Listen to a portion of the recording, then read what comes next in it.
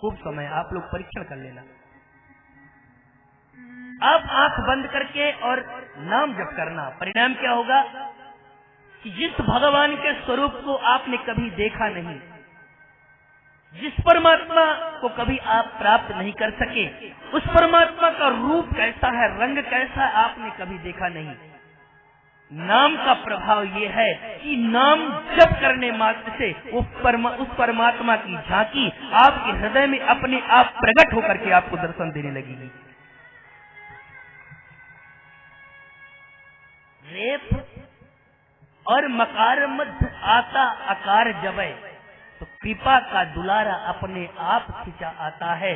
जब भक्त लोग तन्मय होकर के, प्रेम विभोर होकर के प्रभु के संकीर्तन में, प्रभु के भजन में विलीन होते हैं, परमात्मा से रहा नहीं जाता। उस जापक के हृदय में अपनी झांकी को प्रकट करके उसको दर्शन दे देते हैं और उसका कल्याण कर देते हैं। और आप परीक्षण करके देखना, दयालु है ना, बहुत कृपालु है। और एक बात और कहें, इतने कृपालु प्रभु हैं, हमारे और आपके हाथ में बिकने के लिए तैयार है। प्रभु बार बार कहते हैं कि मुझको कोई खरीद लो, मेरा कोई खरीददार है या कि नहीं है। ईश्वर से बहुत बड़े पूज्य पति लोग होंगे, कोई कहेगा कि मोल कितना बताइए, अभी 10, 20, 50 करोड़ कहोगे अभी दे देते हैं, आप अपनी कीमत बोलो केवल। पर प्रभु तो इन धनपतियों के हाथ में बिकता ही नहीं है। कोई ज्ञानी कहेगा ज्ञान का शुल्क देकर के हम खरीद लेंगे प्रभु को, पर प्रभु तो ज्ञान पर बिकता ही नहीं है।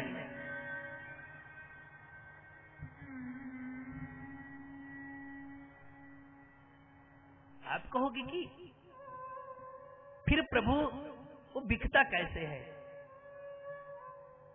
जी, वो प्रभु बिकने के लिए तैयार है, पर वो किसी धनपतियों के हाथ में नहीं बिकता, किसी विद्वानों के हाथ में नहीं बिकता, किसी समर्थशाली के हाथ में नहीं बिकता। उसको खरीदना है ना, एक तुलसी दल हाथ में ले लो और भाव के साथ में आप तुलसी दल प्रभु को समर्पित कर दो, इतने पर ही ठाकुर जी तुम्हारे हाथ में बिक जाएगा। अब एक चुल्लू केवल जल ले लो और उस जल को लेकर के प्रभु को आप समर्पित कर दो, इतने में ठाकुर जी आपके हाथ में बिक जाएगा।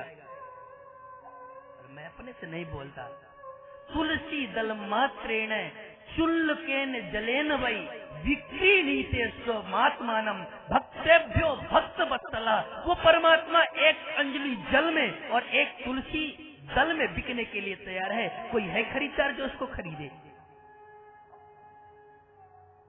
इतना नहीं, ठाकुर जी चरखरी गुलाम बन जाता है, फिर उस भक्त को छोड़कर के कहीं जाना पसंद ही नहीं करता। फिर चाहे वो सदन कसाई क्यों ना हो, चाहे भले एक तरफ बाट बना करके ठाकुर जी को मांस ही क्यों न बेचता हो, चाहे भले रैदास चमार जात का हो, घोषणा करता हो, कहे रैदास चमारा, हम चमार जात के जूता सीता हो, ठाकुर जी उसको भी छोड़ना पसंद नहीं करते। ठाकुर जी बिकते हैं। ये नाम की महिमा है। एक बार कोई प्रेम से बोले तो सही, जब करे तो सही, परमात्मा अपने आप आकर के गले से लगाते हैं। कितने पतित जीवों को भव से पार कर दिया इस नाम महाराज ने। ध्रुव, प्रहलाद और कहां तक कहें इस राम कथा के आदि प्रवर्तक, आदि कवि वाल्मीकि, तो उनका जीवन ही बड़ा विलक्षण था। एक मारने काटने वाले, डांका डालने वाले व्यक्ति महर्षि वाल्मीकि आदि कवि के रूप में प्रतिष्ठित है। यह केवल नाम महाराज कृपा है। जितने लोग इस नाम महाराज की शरण में आए, वो तो सब लोग भवसागर से अपने आप पार हो गए।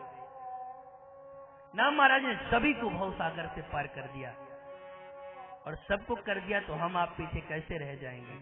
बस विश्वास होना चाहिए। कोई समर्पण के साथ भी केवल जप करे। सब लोग पार हो गए, सब हो गए भव से पार लेकर नाम तेरा। सब हो गए भव से पार लेकर नाम तेरा। सब हो गए भव से पार लेकर नाम तेरा। सब हो गए भव से पार लेकर नाम तेरा। नाम तेरा हो नाम तेरा, नाम तेरा हो नाम तेरा।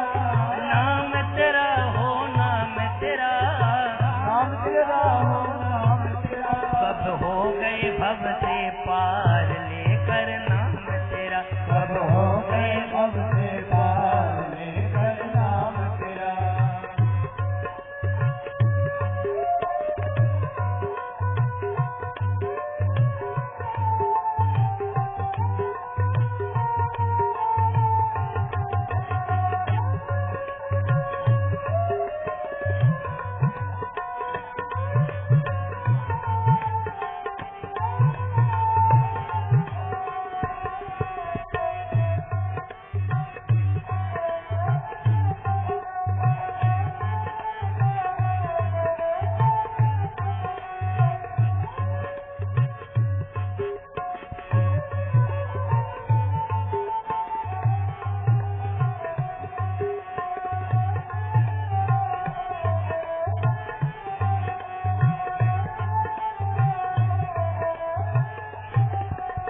वाल्मीकि अति दीन दुखी था। वाल्मीकि अति दीन दुखी था। वाल्मीकि अति दीन दुखी था। वाल्मीकि अति दीन दुखी था। बुरे कर्म में सदा लीन था। बुरे कर्म में सदा लीन था। बुरे कर्म में सदा लीन था। बुरे कर्म में सदा लीन था। करी रामायण तैयार लेकर नाम तेरा। हरि रामायण तैयार लेकर नाम तेरा। सब हो गए भव से पार लेकर नाम तेरा। सब हो गए भव से पार लेकर नाम तेरा।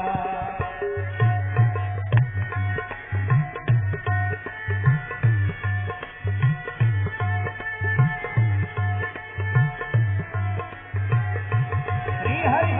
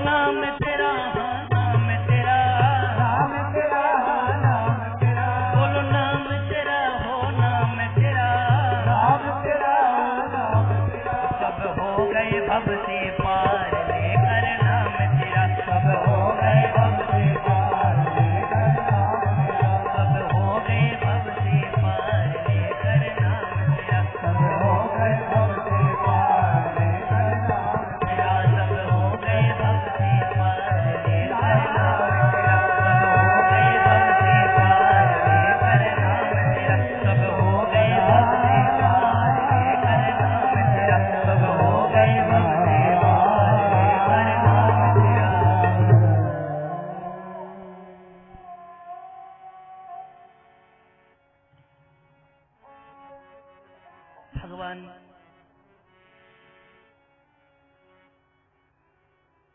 राम से भी बढ़कर के भगवान का नाम है। भगवान राम से भी बढ़कर के भगवान राम की कथा है, कोई संदेह नहीं है।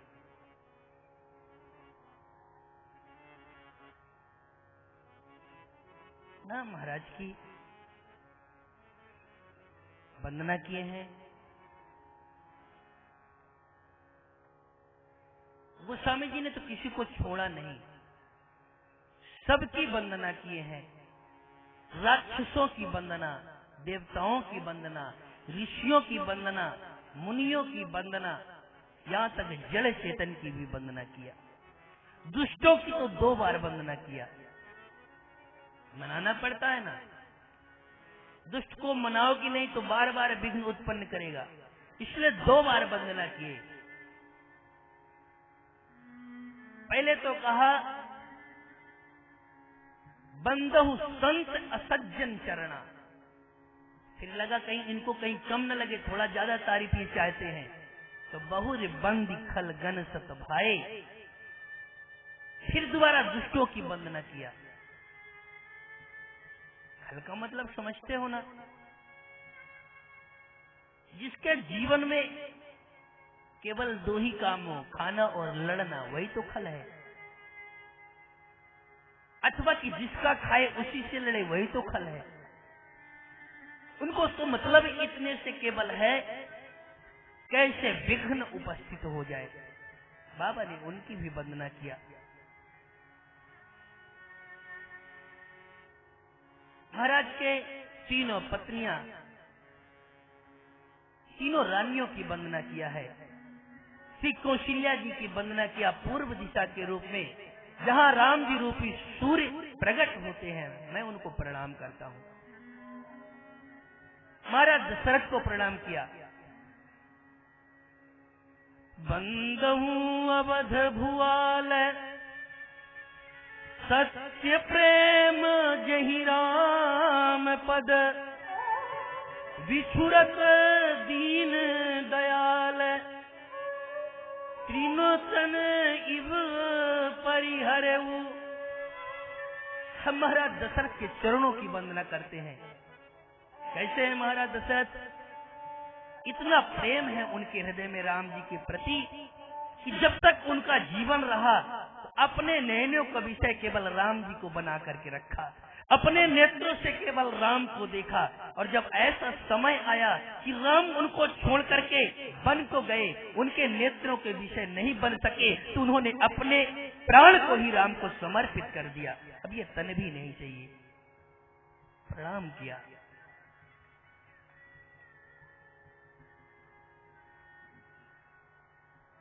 किशोरी जी को प्रणाम किया। जनक सुता जग जननी जानकी, अतिशय प्रिय करुणा निधान की, ताके जुग पद कमल मनावो, जा सुकृपा निर्मल मति पावो। किशोरी जी की वंदना किया, भरत जी की वंदना किया, शत्रुघ्न जी की वंदना किया, लक्ष्मण जी की भी बहुत सुंदर वंदना किया है।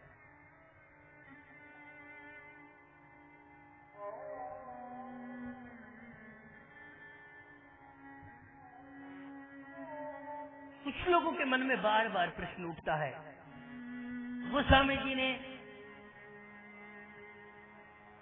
अयोध्या के प्रजापुरवासियों की वंदना किया, वानर भालुओं की, सबकी वंदना किया, पर इन्होंने अपने वंदना में कहीं भी मांडवी उर्मिला श्रुति कीर्ति का नाम नहीं लिया।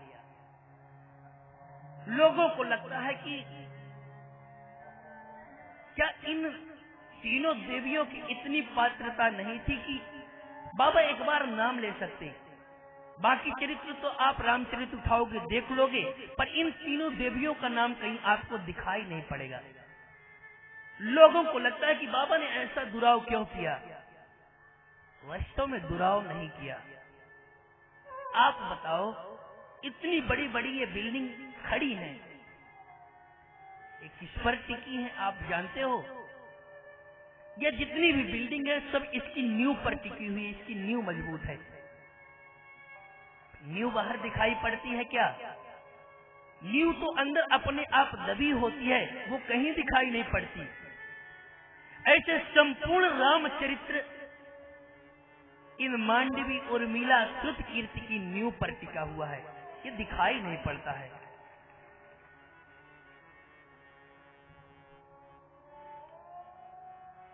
इन देवियों की इतनी त्याग है, इतना तपस्या है, कितना भी कहेंगे।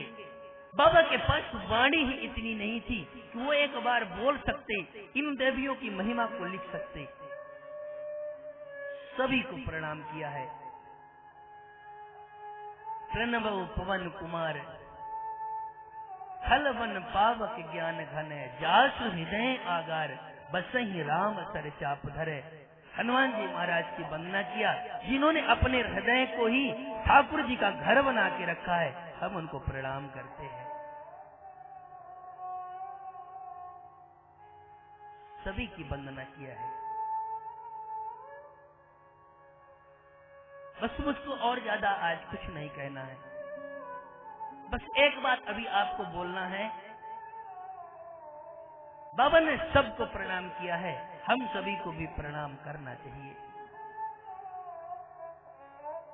व्यक्ति को जीव मात्र पर, प्राणी मात्र पर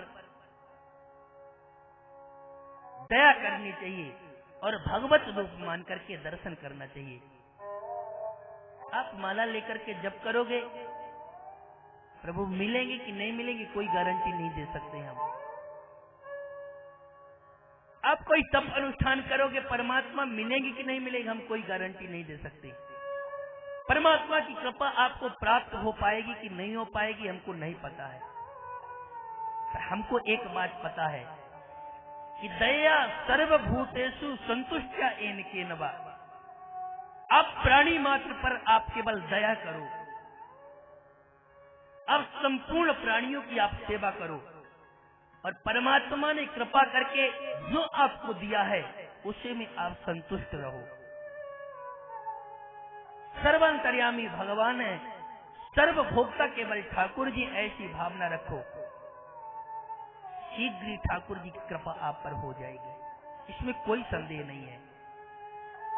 दुनिया में वो व्यक्ति खुश नसीब नहीं है जिसकी किस्मत बहुत अच्छी है। दुनिया में सच्चाई में अगर कहोगे कि खुश नसीब वो है जो अपनी नसीब से खुश है, जिन्होंने स्वीकार कर लिया है प्रभु राजी हैं हम उसी में जिसमें तेरी रजा है, मेरे जिंदगी के मालिक मुझे तेरा आसरा है। बस जो सोच ले प्रभु जिस हाल में रखे वही हाल अपने लिए अच्छा है।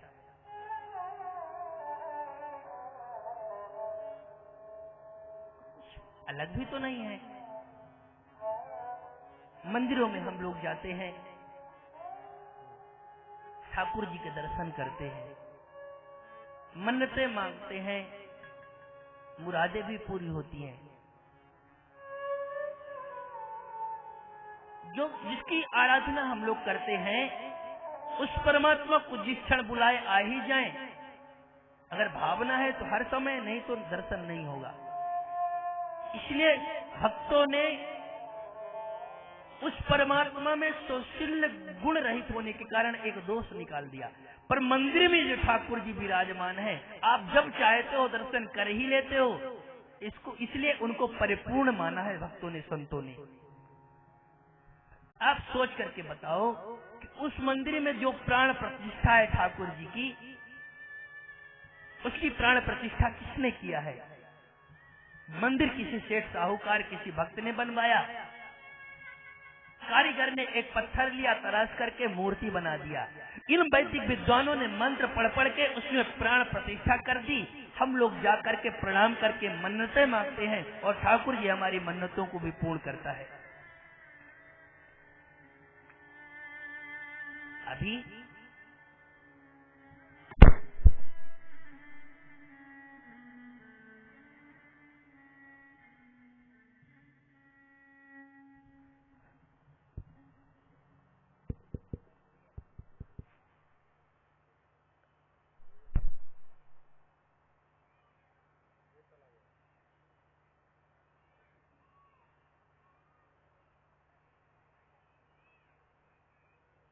अभी मैं पूछ रहा था,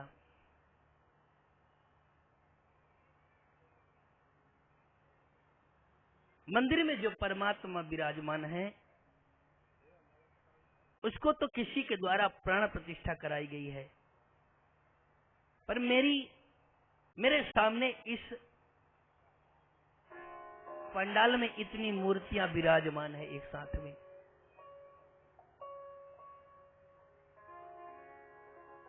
भगवान की पावन कथा को लोग सुन रहे हैं। इन मूर्तियों को किस कारीगर ने बनाया है? इन मूर्तियों में प्राण का संचार किसने किया है? इन मूर्तियों को चेतना किसने दी है? ये तो उसी हरे राम राम राम सीता राम राम राम, हरे राम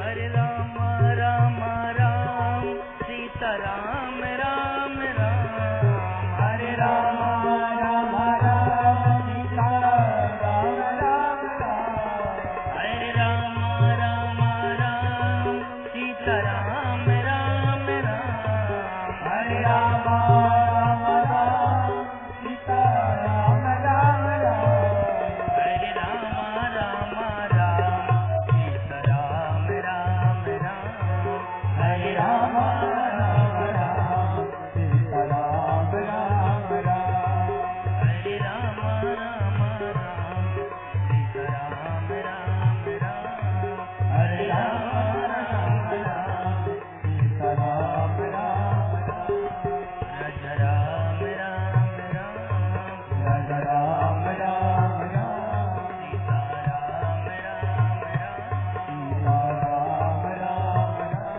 राजा राम राम राम राजा राम राम राम, सीता राम राम राम, सीता राम राम राम, राजा राम राम राम, राजा राम राम राम, सीता राम राम राम। सीता राम राम राम।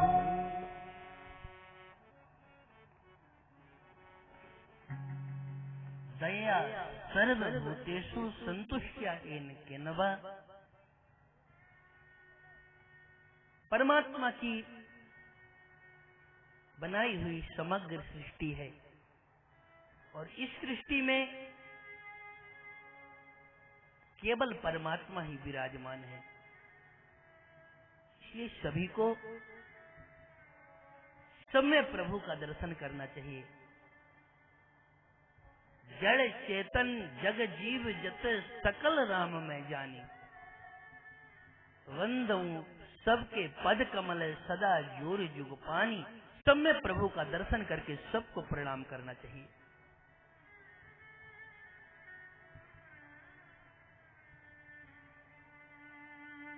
जी सीए राम मैं सब जग जानी, सीए राम मैं सब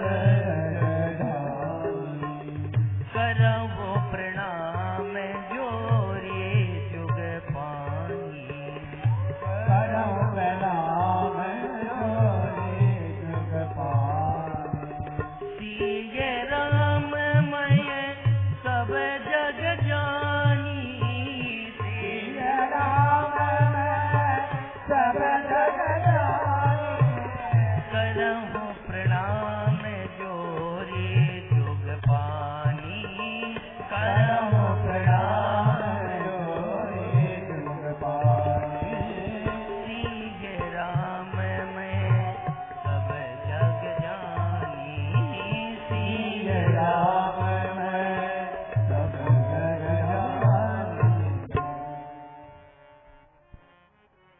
सर्वत्र एकमात्र प्रभु का ही व्यक्ति को दर्शन करना चाहिए। वृंदावन के परम पूज्य संत पंडित दुर्गा प्रसाद जी की काफी वृद्धा अवस्था आ गई थी, तो लोग उनको देखने के लिए, दर्शन करने के लिए जाते। पूज्य श्री अपने मुख से एक ही बात बोलते रहते, एक ही वाणी निकलती रहती, बस गुनगुनाते रहते, कन्हैया तुम्हें एक नजर देखना है, कन्हैया तुम्हें एक नजर देखना है, जिधर तुम छुपे हो बस अब उधर देखना है। कोई भी जाता एक बात होती, बस कन्हैया तुम्हें एक नजर देखना है। उनसे संतों ने पूछ लिया, बाबा अब तो आप कुछ दिनों में अपनी लीला संवरण करने वाले हैं, हम लोगों को कुछ उपदेश दीजिए ना कि हम लोग क्या करेंगे। पूज्य महाराज जी का शब्द है, बस 3 काम करो जीवन में, भगवान का होकर के भगवान के लिए भगवान का भजन करो, बस इसके अलावा कुछ नहीं बोले।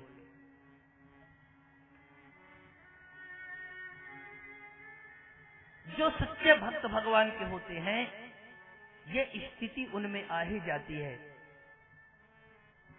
उमा जराम चरण रत विगत काम मद क्रोध, निज प्रभुमय देख ही जगत कहीं सन करिए विरोध।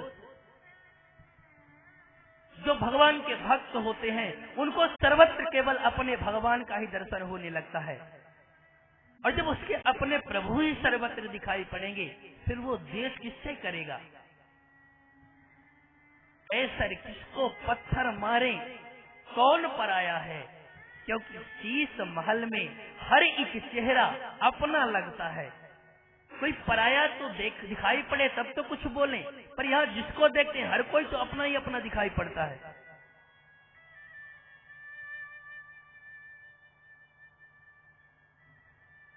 ये संत की दृष्टि है, ये भक्तों की दृष्टि है, सर्वत्र केवल प्रभु का दर्शन। बाबा ने सुंदर वंदना किया है।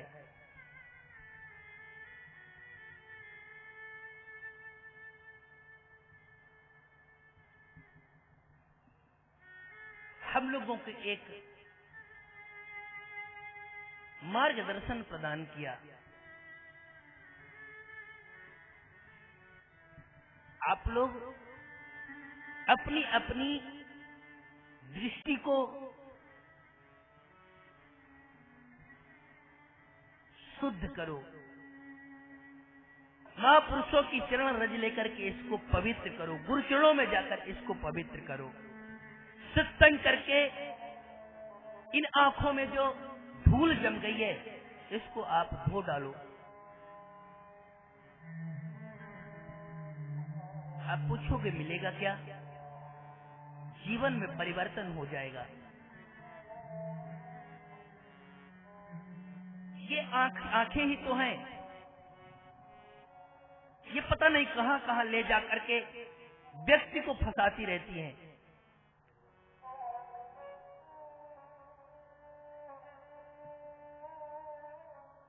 मैंने पूज्य श्री बिल्व मंगल जी के जीवनी को पढ़ा। घर में पतिव्रता पत्नी है, इतना सब वैभव है, पर उनकी आसक्ति एक चिंतामणि नाम की वेश्या पर है। पिताजी का शरीर शांत हुआ, उनकी क्रिया किसी तरह से सीता को अग्नि दी, पर मिलने की चिंतामणि से इतनी व्यग्रता थी, चल पड़े वहां से। नदी में बाढ़ आई हुई थी, एक मुर्दा बहता हुआ जा रहा था, उससे ही पार करके चले गए। चिंतामणि ने देखा, अरे अभी अभी तो इसके पिता मरे हैं, ये मेरे पास। उसने बहुत जोर की फटकार लगाई।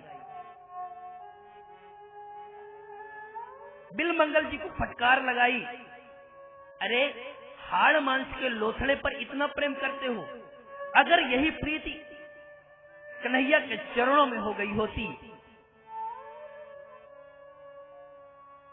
कन्हैया तुम्हें अपना लिया होता, अपना बना लिया होता, तो भव सागर से पार हो गया होता। तो उसकी फटकार काम कर गई। बिल्वमंगल जी आए और घर को छोड़ करके वृंदावन के लिए चले।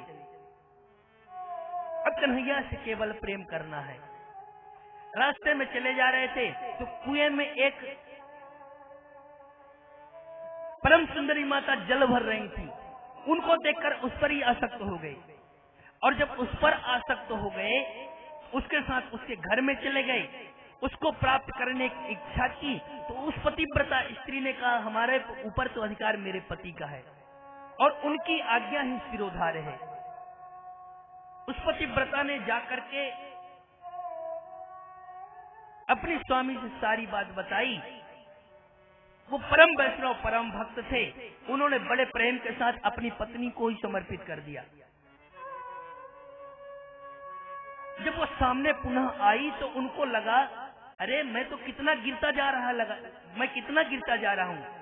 एक चिंतामणि वेश्या को मैं छोड़ करके आया, गणिका को छोड़ करके आया, और एक बार इन नेत्रों से मैंने इसको देखा तो इस पर आसक्त हो गया, कल कोई और मिलेगी उस पर आसक्त होता जाऊंगा, तब तो अपना जीवन यही करता चला जाएगा। सामने वो देवी खड़ी थी। बिल्वमंगल जी ने कहा, देवी जी जरा 2 सुई आप लेकर के आना। आज्ञा थी, सुई लेकर के आई, सामने खड़ी थी।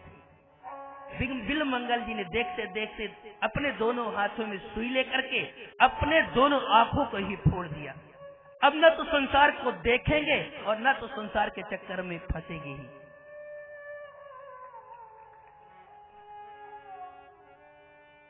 संपूर्ण जीवन ठाकुर जी के लिए दे दिया। अब तो आंखों से दिखाई नहीं पड़ता, अब तो उनके मन में केवल कृष्ण भक्ति भरी थी। आगे बढ़े, कुएं में गिरने वाले थे। 7 साल के कन्हैया सामने प्रकट हो गए। बाबा आगे मत जाना, आगे कुआं है, गिर जाओगे। ठाकुर जी का स्पर्श हुआ ना, रोमांच कंटकित हो गया। धीरे धीरे मन में समझ लिया, ये कोई सामान्य नहीं है, तो मेरा कन्हैया ही है। पूछ लिया, अरे भैया आप कौन हो? कन्हैया ने कहा, बाबा मैं ग्वाला हूँ।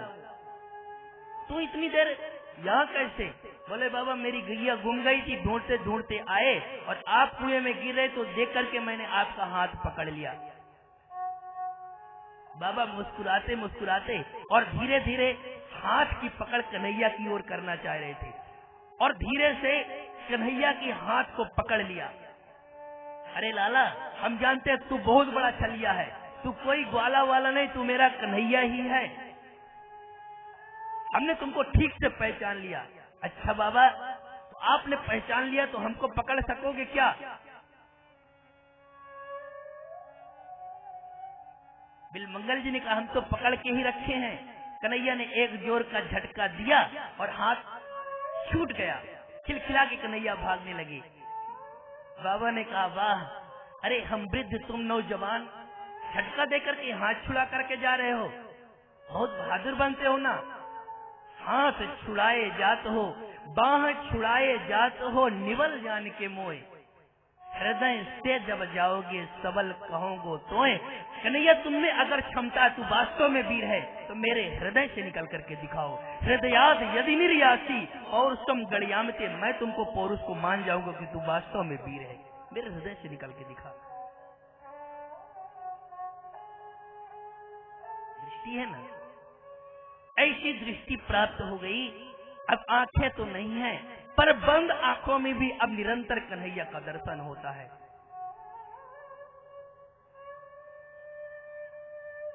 अब हर क्षण ठाकुर जी की झांकी सामने प्रकट रहती है। देखन को घनश्याम की मूरत, चाहिए सूर्य की आंधर आंखी। संसार भले न दिखाई पड़े, पर ठाकुर जी दिखाई पड़ते हैं। न जाने कौन सी मीरा, न जाने कौन सी ममीरा लगाई थी मीरा, कि बंद आंखों में भी घनश्याम देख लेती थी। बंद आंखों में भी कन्हैया दिखाई पड़ता है। ये दृष्टि है, भक्तों की दृष्टि है, ये संतों की दृष्टि है। ये दृष्टि जिसको प्राप्त होती है,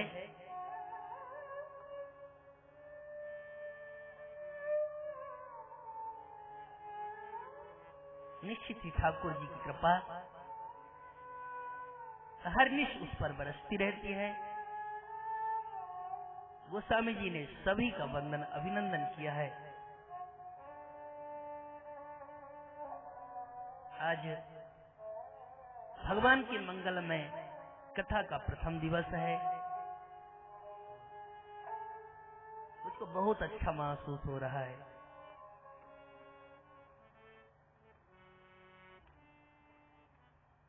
हम लोग कल शोभा यात्रा में सब लोग सम्मिलित थे। अब सभी ने बड़े भाव के साथ में सुंदर कांड का पाठ किया है।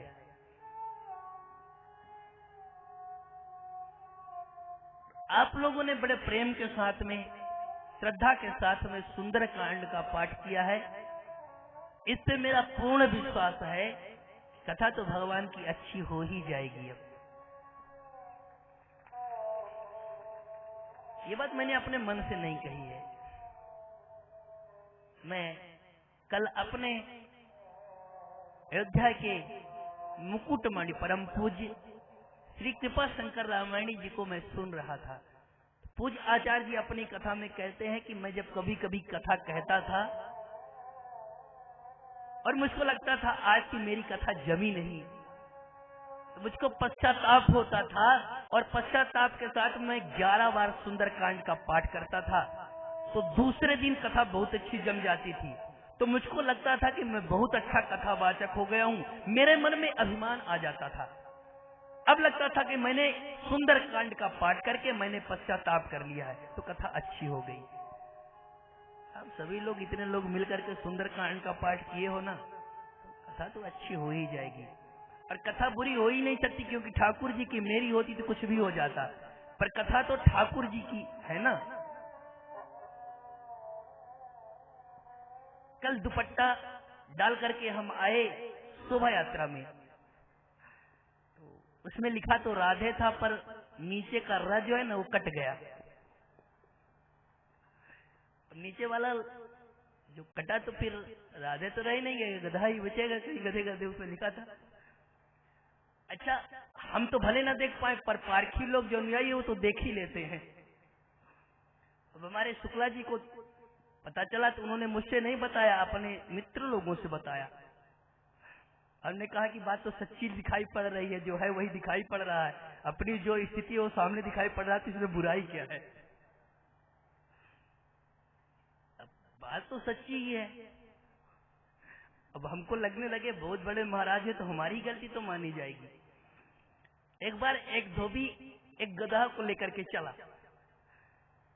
उसके पास एक गणेश भगवान की प्यारी सी मूर्ति थी। उसको लगा कि गधा जब लेकर के चल ही रहे हैं तो अपने हाथ में इस मूर्ति को क्यों ढोए। उसने उस मूर्ति को गधे के ऊपर बिठा दिया। अब जब गधा वहां से चला तो जितने भी लोग थे सब प्रणाम करे।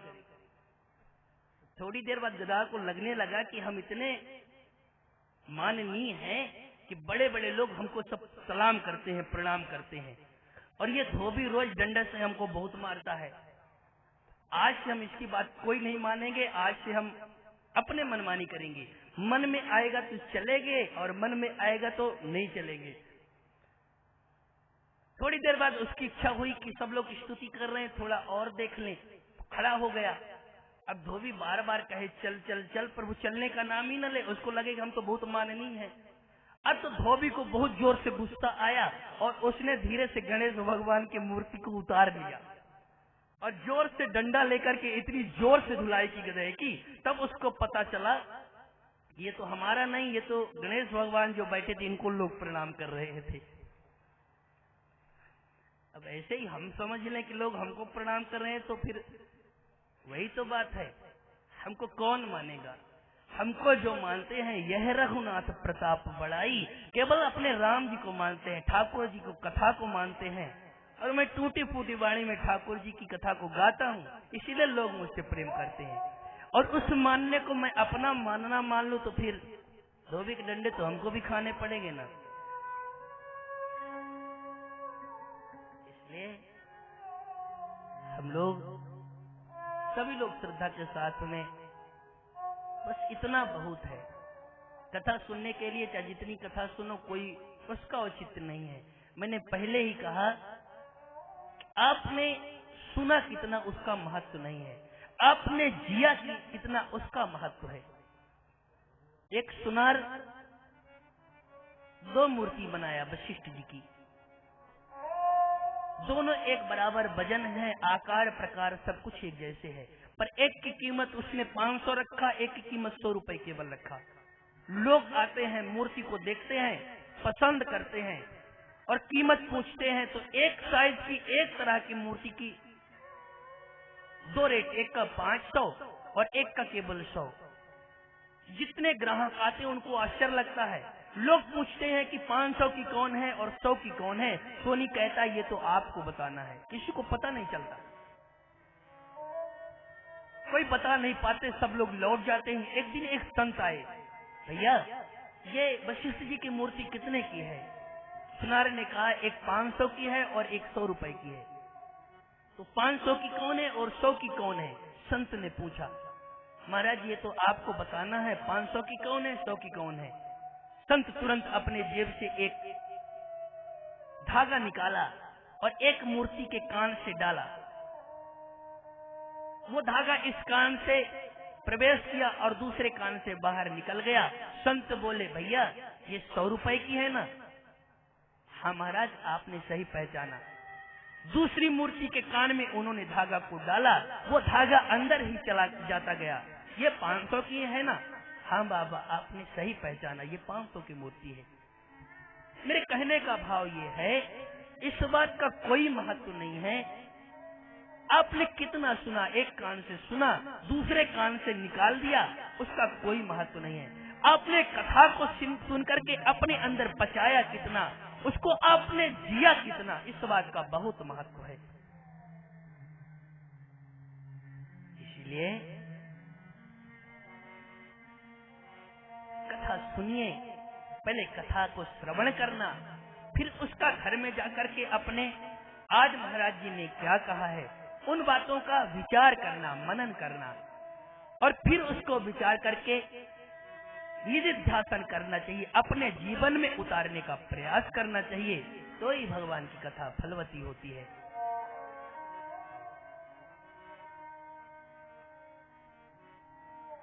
बस आज कथा के लिए, आज की कथा के लिए इतना बहुत है।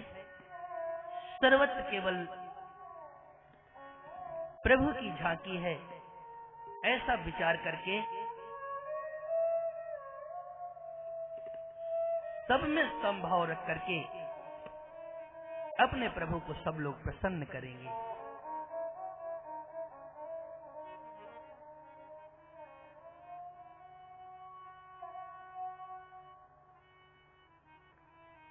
सब लोग कल पुनः ठीक टाइम से हम लोग 8 बजे उपस्थित होंगे और कल की पावन कथा में ही हम लोग भगवान शिव के विवाह का दर्शन करेंगे। अब इस बार हम आपको ये नहीं कहने वाले हैं कि टाइम से आ जाना, मैं अपनी बात बोल रहा हूं कि मैं ठीक घड़ी देख करके मैं 8 बजे उपस्थित हो जाऊंगा। आप लोगों की आप जाने, मैंने अपनी बात आप लोगों को बता दिया है। कल भोले बाबा का विवाह उत्सव सब लोग बड़े प्रेम से धूमधाम के साथ हम लोग मनाएंगे, और अभी सब लोग बड़े श्रद्धा और भक्ति के साथ में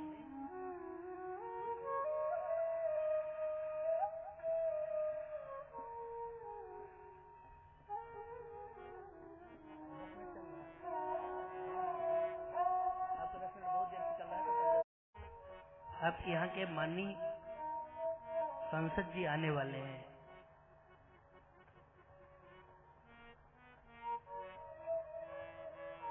विशिष्ट व्यक्ति हैं, आप लोगों ने उनका अग्रणी उनको चुना है, तो उनका सम्मान होना चाहिए। ठाकुर जी की इच्छा की थोड़ी देर तक और भगवत चरित्र चले, तो फिर क्यों रोका जाए। मैं अभी आप लोगों को निवेदन कर ही रहा था कि वो दृष्टि प्राप्त हो जाए, सब में समभाव से प्रभु का दर्शन होने लगे। जिस तरह से प्रहलाद जी को वो दृष्टि प्राप्त हुई थी। प्रहलाद जी का पिता विरोध करता है, वो अपने को स्वयं भगवान घोषित करता है कि मैं स्वयं भगवान हूं, मेरी आराधना करो। पर प्रहलाद जी को प्रभु से इतना प्रेम हो गया, उनको सर्वत्र केवल प्रभु ही दिखाई पड़ रहे थे। हरि नाम जपत प्रभु कीन्ह प्रसादु, भगति शिरोमणि भे प्रहलादु। भगवान ने ऐसा कृपा कर दिया, नाम की इतनी महिमा उनके ऊपर छाई कि सर्वत्र उनको भगवान ही दिखाई पड़ने लगे। हिरण्यकश्यप को बहुत दुख हुआ, मेरा बेटा होकर के मेरी बात को नहीं मानता है। गुरुपुत्रों को आदेश दिया, इसको हमारे राक्षस कुल की विद्या को पढ़ाओ। नहीं समझ में आया उनको, कितना भी कोशिश कर लिया, ठंडा मरकने पर प्रहलाद जी को समझ में नहीं आया। आता भी कैसे, उनको गृह लग गया था। और जानते हो जिसको राहु केतु 7.5 चढ़ती है तो कितना परेशान करता है। अब गृह तो गृह है ना। आप पूछोगे कि महाराज जी भगवान के भक्तों को भी कोई ग्रह लगता है क्या? जी, भगवान के भक्तों को ये राहु केतु ग्रह तो नहीं लगता, पर एक गृह है जो बहुत लगता है, और वो लगने के बाद फिर कभी कोई शांति करो वो छोड़ता भी नहीं है। कृष्ण ग्रह गृहीत आत्मा, कृष्ण रूपी ग्रह ने ग्रसित कर लिया था। जहां भी देखे उनको केवल भगवान की झांकी दिखाई पड़ती थी।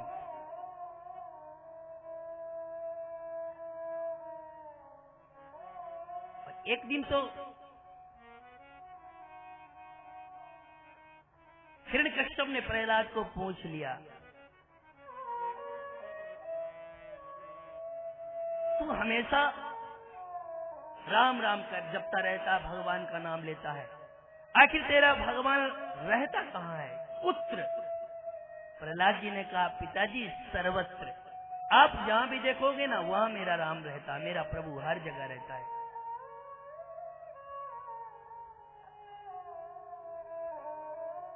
हिरण्यकश्यप ने कहा, तुम्हारा प्रभु सब जगह जब रहते हैं तो कस्मात स्तंभम न दृश्यते, इस खंबे में क्यों नहीं दिखाई पड़ते?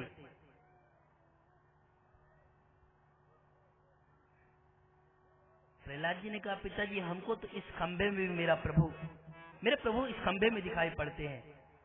अच्छा, तुम्हारे प्रभु अगर इस खंबे में भी दिखाई पड़ते हैं, अभी मैं इस खंबे को मैं तोड़ता हूं। हिरण्यकश्यप ने उस खंबे को तोड़ दिया, और जैसे खंबे को तोड़ा उसी खंबे में से स्वयं नरसिंह भगवान प्रकट हो गए। बोलिए नरसिंह भगवान की जय। झपट करके हिरण्यकश्यप को पकड़ा, अपनी गोद में लेकर के नरसिंह भगवान बैठ गए। उसकी प्रतिज्ञा थी, उसने वरदान मांगा था। ठाकुर जी ने समस्त वरदान को पूर्ण करके हिरण्यकश्यप को मार दिया। भगवान इतने क्रोध में थे कि समस्त देवता ठाकुर जी के सामने नहीं जा सकते थे, इतना प्रबल कोप था उनका उस समय। कहां तक कहें, उनकी धर्म पत्नी लक्ष्मी जी सामने नहीं जा पाई, डर के मारे भगी वहां से। ये तो मेरे पति हो ही नहीं सकते, इतना क्रोधावेश में है। और तब तक में ब्रह्मा जी के कहने पर नरसिंह भगवान ने देखा, अरे स्वपाद मूले पतितम तमर्भकम विलोक देवा कृपया परिप्लुता। अपने चरणों में गिरे हुए प्रहलाद जी को देख लिया। एक क्षण में ठाकुर जी का भयंकर क्रोध शांत हो गया। प्रहलाद जी को नरसिंह भगवान ने गोद में उठा लिया। गोद में उठा करके जैसे वत्सला गाय जो अभी अभी बच्चे को दी है और उसके गंदगी को अपने जीभ से चाट चाट करके साफ करती है, ऐसे ही ठाकुर जी प्रहलाद को अपने गोद में लेकर के अपने जीभ से चाट चाट करके प्रेम कर रहे हैं।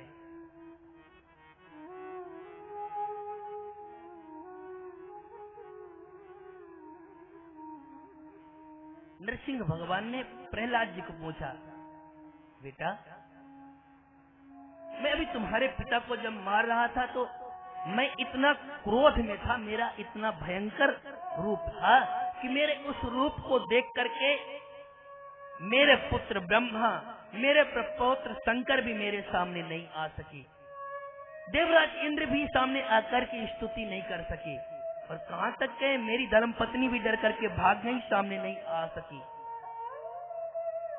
ये सब डर के मारे नहीं आए, तो क्या तुमको मेरे इस स्वरूप को देख करके डर नहीं लगता?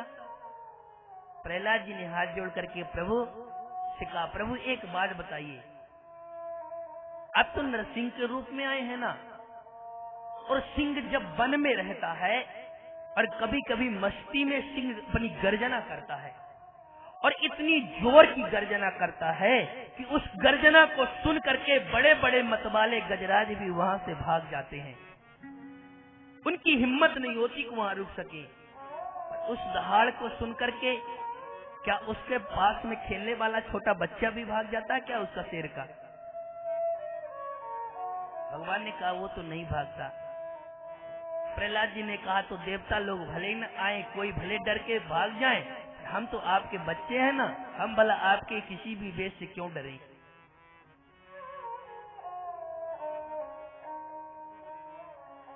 गले से लगाया, इतना प्रेम उमड़ा है। ठाकुर जी के आंखों से नरसिंह भगवान का क्रोध शांत होकर के आज भगवान की आंखों से झरझर अश्रु प्रवाहित होने लगा।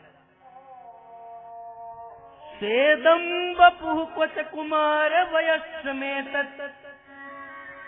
क्वचा पिता प्रमथ कृत दारुण यातनाश्य आलोकितम विषय में तद्भूत पूर्वम संत स्मृतात यदि में समय विलंब। आज भगवान ने अपने भक्त प्रहलाद से क्षमा मांगी है।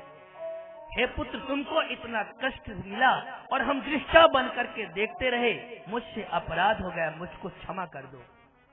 दुनिया में कौन ऐसा भगवान होगा जो अपने भक्तों से भी क्षमा की प्रार्थना करता हो, क्षमा की याचना करता हो?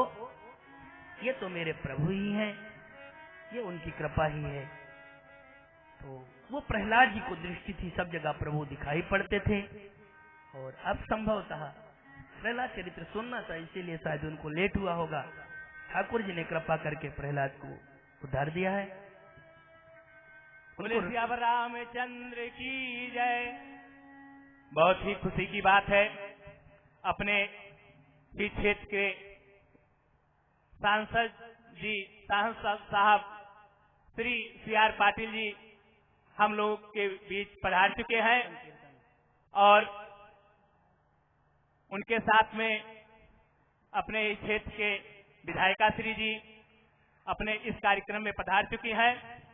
उनका बहुत बहुत स्वागत, वंदन एवं अभिनंदन हम अवध सेवा समिति परिवार के तरफ से करते हैं कि आप इस आयोजन में आए, और अपने अवध सेवा समिति परिवार से हम निवेदन करेंगे कि सांसद श्री जी को सम्मान पूर्वक मंच पे लावें और महाराज जी का आशीर्वाद लें, महाराज जी का माल्यार्पण करें। श्री सांसद जी एवं विधायिका जी।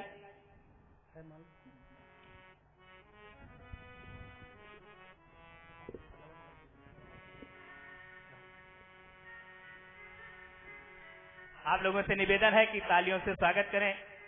अपने ही क्षेत्र के श्री सांसद जी अपने बीच में आए हुए हैं, और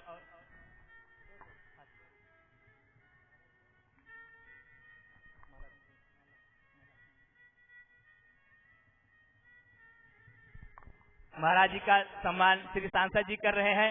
आप लोग तालियों से स्वागत करें। और मैं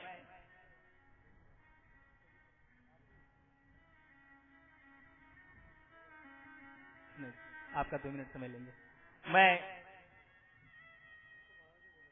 महाराज जी का हो गया 2 मिनट।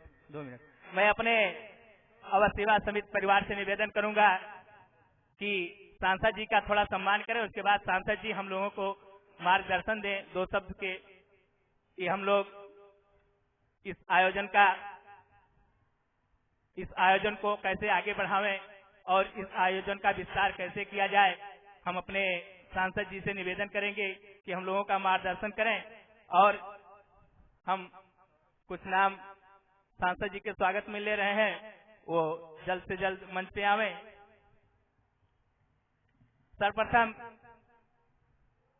अवध सेवा समिति के संस्थापक श्री राकेश पांडे जी, आप मंच पे आवें और सांसद जी का सम्मान करें।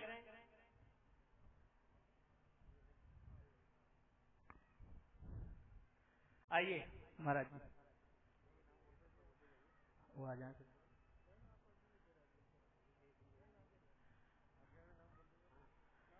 अखिलेश ओझा जी कृपया इधर आवें। एक मिनट, आप आगे नाम बोलें।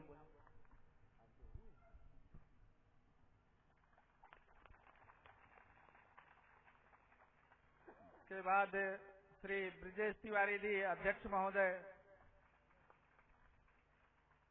राजू उपाध्याय जी प्रमुख श्री,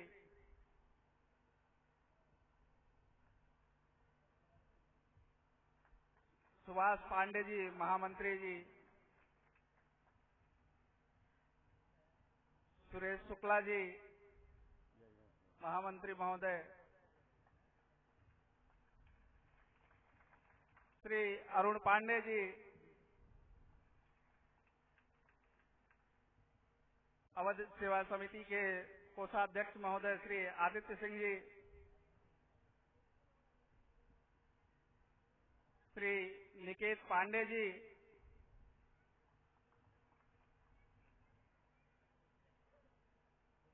श्री AR मिश्रा जी,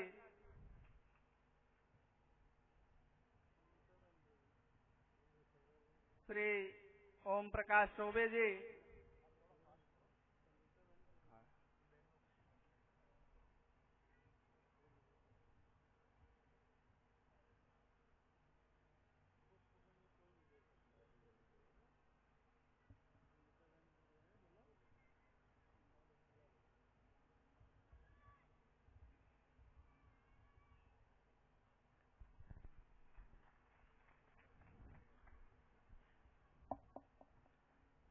श्री ज्ञान सिंह जी, श्री विकास पांडे जी, श्री अरुण पांडे जी, आप सभी आते रहें और सांसद जी का सम्मान करते रहें।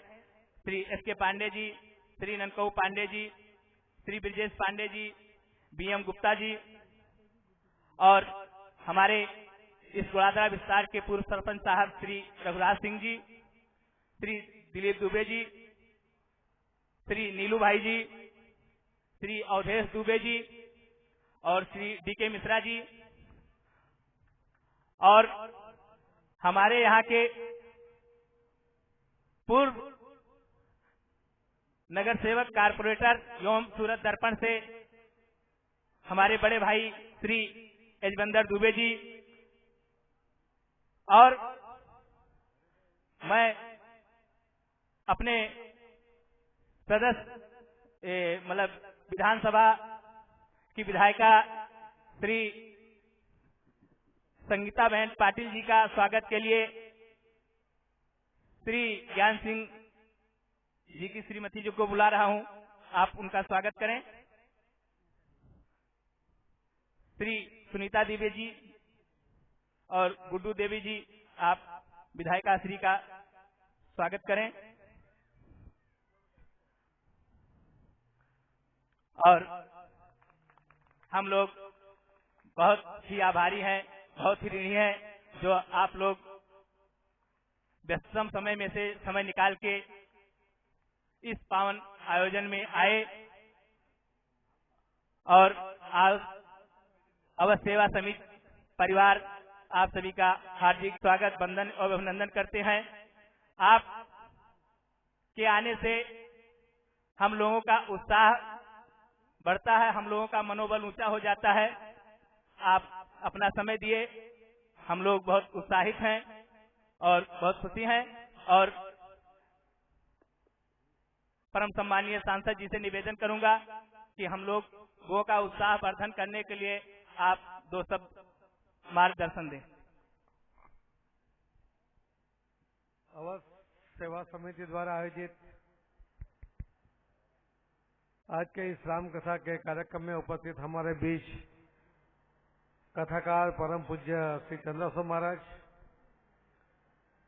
श्री दुबे जी, यजवेंद्र दुबे जी, श्री रघुराज सिंह जी, लिंबायत के विधायिका श्रीमती संगीता बहन, नाम बोलते हैं इनका नाम, श्री राकेश पांडे जी, ब्रिजेश तिवारी जी, श्री राजू भाई उपाध्याय, श्री सुभाष जी, श्री सुरेश भाई शुक्ला जी, श्री आर के पांडे जी, श्री निकेत पांडे जी, श्री आर मिश्रा, ओम प्रकाश चौबे जी, ध्यान सिंह जी, विकास पांडे जी, अरुण पांडे जी, एस के पांडे जी, नंदको पांडे जी, श्री ब्रिजेश पांडे जी, श्री BM गुप्ता जी, वो आ गया, श्री दिलीप दुबे जी, श्री नीलू भाई, श्री अवधेश भाई दुबे, श्री DK मिश्रा जी, समस्त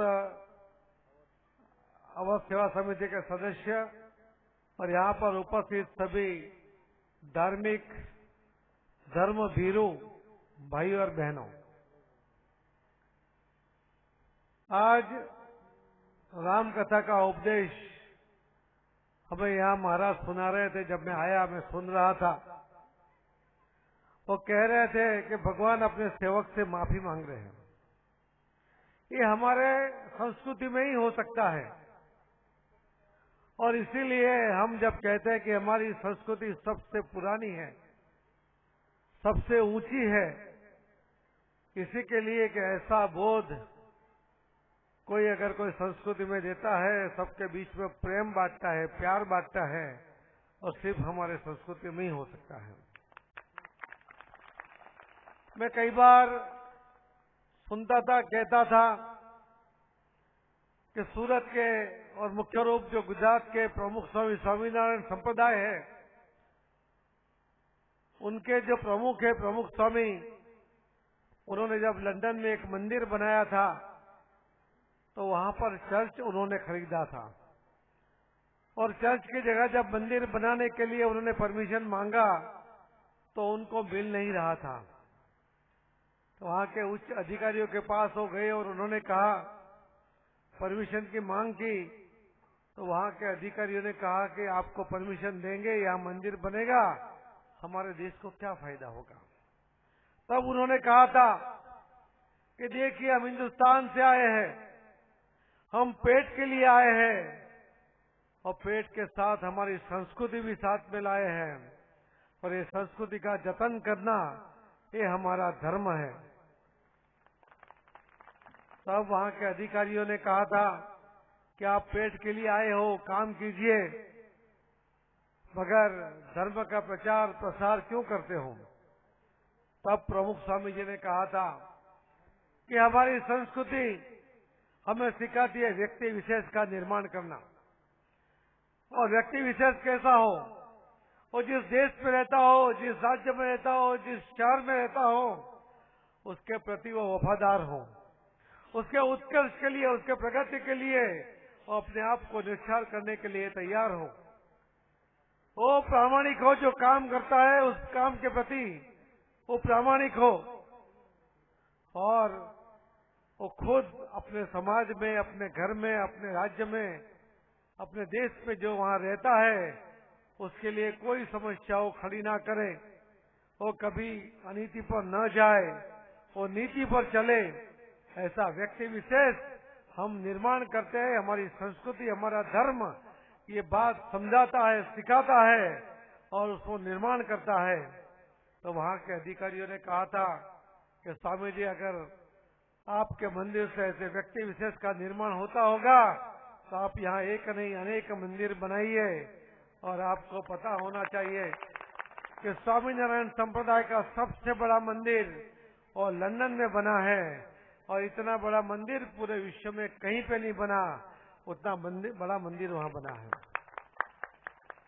मैं यहाँ देखता हूँ सूरत के अंदर पूरे देश के हर राज्य के हर गांव का आदमी इस शहर में बसता है, भाईचारा के साथ बसता है।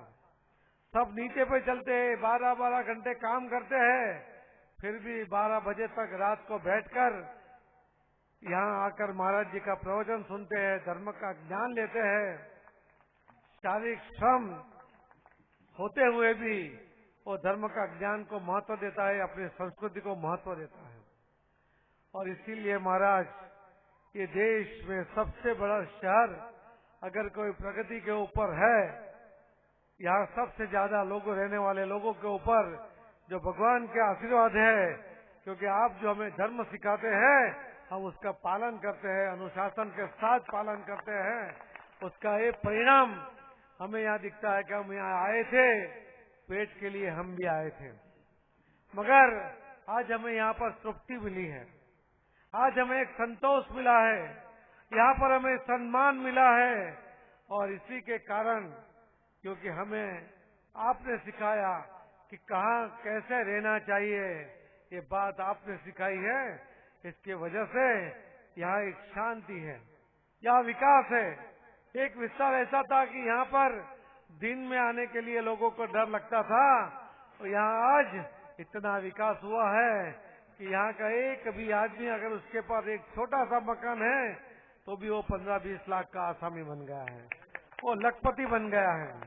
ये सब भगवान का आशीर्वाद है, और भगवान का आशीर्वाद वहीं होता है जहाँ धर्म भीरू भाई और बहनें रहते हैं।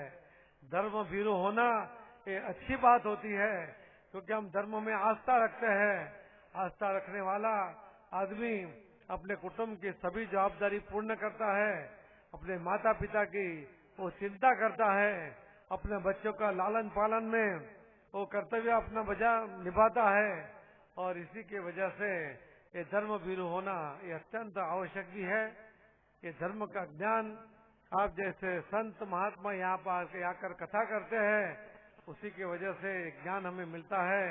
हम आपको विनती करेंगे कि आप यहाँ पर आइए, बार बार आइए, और हम सबको ठीक रास्ते पे जाने के लिए, नीति पे चलने के लिए ज्ञान देते जाइए।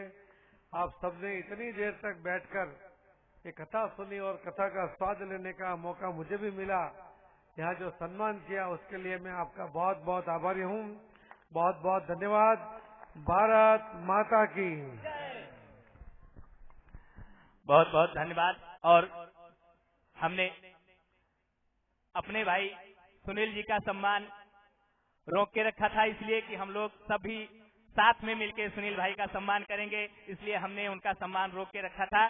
और उनका सम्मान सबसे पहले डॉक्टर पीसी पांडे जी करेंगे, और उनके साथ में अवध सेवा समिति परिवार सभी उनका सम्मान करेंगे, इसलिए उनको सबसे बाद में रोका गया था।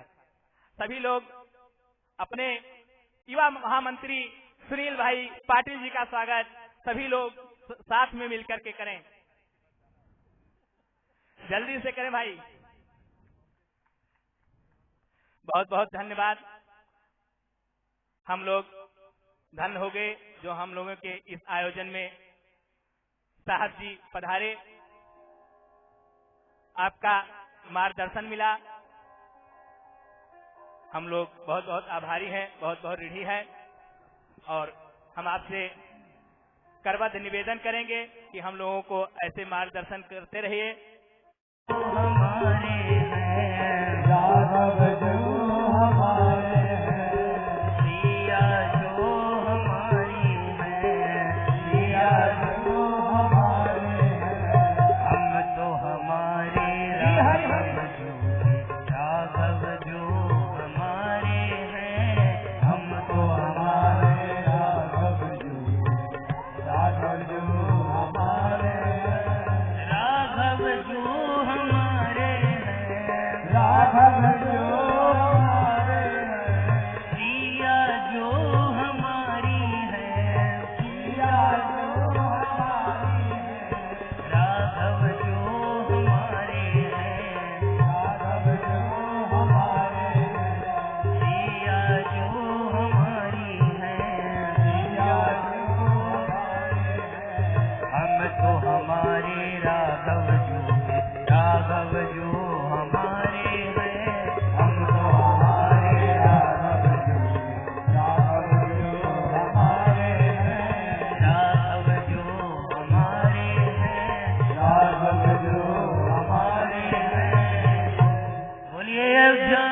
भगवान की जय। श्री सीताराम जी महाराज की वन सुत हनुमान की सत्य सनातन धर्म की श्रोता समाज की नमः पार्वती पते हर हर आज की कथा परमपिता प्रभु को ही सदर समर्पित। कल का पुनः सत्र ठीक 8 बजे से शिव विवाह का पावन दर्शन। सब लोग यथास्थान खड़े हो जाएं और सब लोग प्रेम के साथ में श्री रामायण जी की आरती करेंगे। फिर प्रसाद लेकर के सब लोग यहाँ से प्रस्थान करेंगे।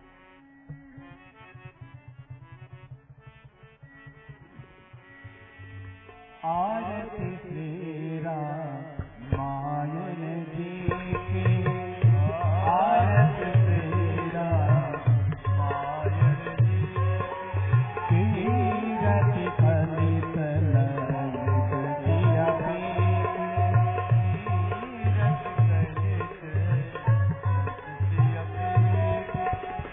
गावत ब्रह्मादिक मुनि नारद, गावत ब्रह्मादिक मुनि नारद, वाल्मीक विज्ञान विशारद, ज्ञान विशारद, सुख सनकाति सिद्ध अरु सारद,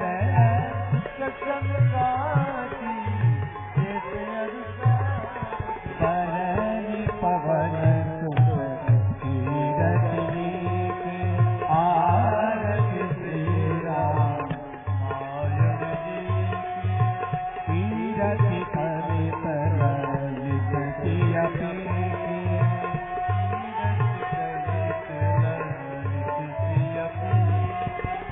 गावत वेद पुराण असदत, गावत वेद पुराण हो शास्त्र सब ग्रंथ मोरस,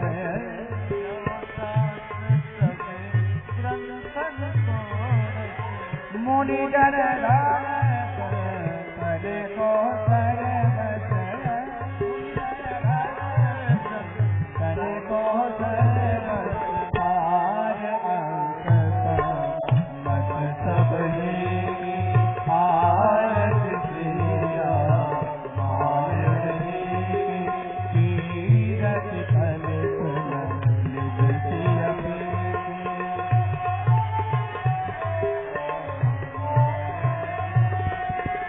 गावत संतत शंभु भवानी, गावत संतत शंभु भवानी, अरुघट संभव मुनि विज्ञानी, अरुघट संभव मुनि विज्ञानी, व्यास आदि कवि पद बखानी, व्यास आदि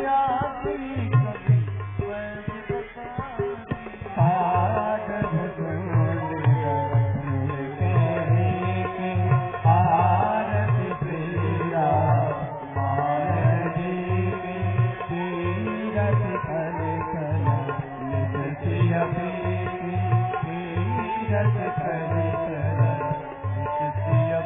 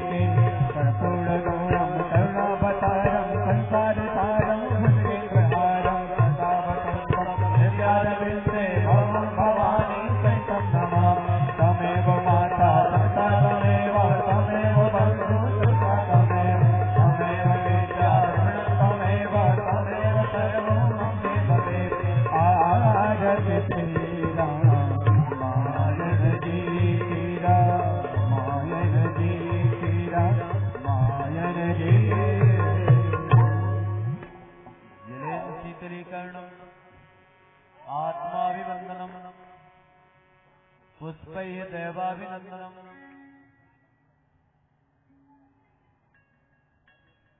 आराधिक्यग्रहणम् मन्त्रपुष्पाञ्जलिः